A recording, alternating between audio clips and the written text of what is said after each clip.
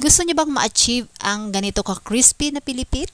Tara, gagawa tayo ng ganito ngayon. Ang kailangan lang natin dito ay 1/4 kilo or 1 3/4 cup bread flour or first class flour, 1 teaspoon yeast, and then mix natin.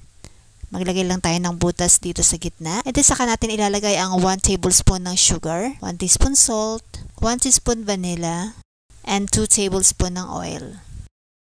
Maglagay rin tayo ng 1 piece ng small egg and 1/3 cup water, saka natin tunawin ang asin at asukal. So kapag tunaw na po ang asin at asukal ay saka natin ihalo ang ating flour. Mag-add na rin tayo ng 2 tablespoon ng margarine. So dahil ang margarine po ay medyo maalat, so pwede naman po hindi na tayo maglagay ng asin. So bali next step naman ay ininid or mamasahin po natin ito ng mga around 10 to 15 minutes. So mano-mano po natin itong mamasahin. Pero kung meron po kayong dough roller, pwede po kayong gumamit ng dough roller. Pero kung wala pong dough roller ay pwede naman pong mano-mano na lang. Para malaman po natin kung okay na po ang ating dough, ay i-window test po natin ito. At kapag hindi na po siya napunit ay pwede na po ang ating dough. And then next step naman ay ikakat po natin ito kung gaano po kalaki ang gusto nyo po sa inyong pilipit. Okay, so next step naman ay pahabain ko po siya ng ganito. So ang purpose nito ay para maging stretchable po siya mamaya kapag papahabain na natin siya at gagawa na tayo ng pilipit. So next step naman ay sasabuyan ko ng flour or pwede na rin margarine or lard or shortening ang ating paglalagyan ng mga pilipit para hindi siya didikit mamaya kapag magpiprito na tayo. Okay, so next step naman ay pahabain lang po natin siya ng ganito.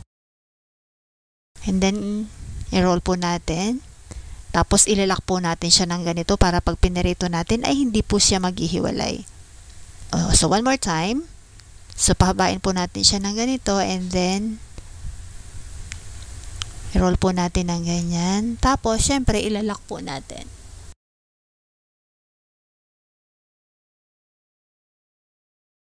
Alright.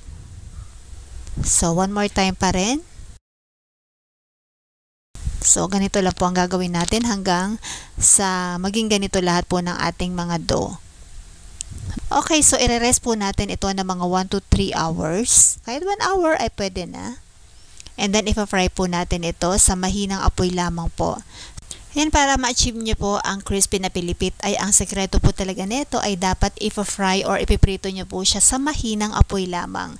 Huwag nyo pong lalakasan ang apoy dahil ang tendency ay mabilis lang itong mamumula pero ang loob ay malambot pa rin. So, huwag nyo pong madaliin ang pag-fry ng inyong mga pilipit para ma-achieve nyo po ang crispy na pilipit. So, bali dapat po ang pilipit nyo ay dapat brown na brown siya pero hindi naman po talaga sunog. So, ganito lang para talagang crispy po ang inyong pilipit. So, hanguin na po natin ito. And then, next step naman ay gagawa po tayo ng syrup. Gagamit ako dito ng 1/2 cup ng white sugar and 1/8 cup ng tubig. So, haluin ko lamang po ito. And then, saka po natin bubuksan ng apoy.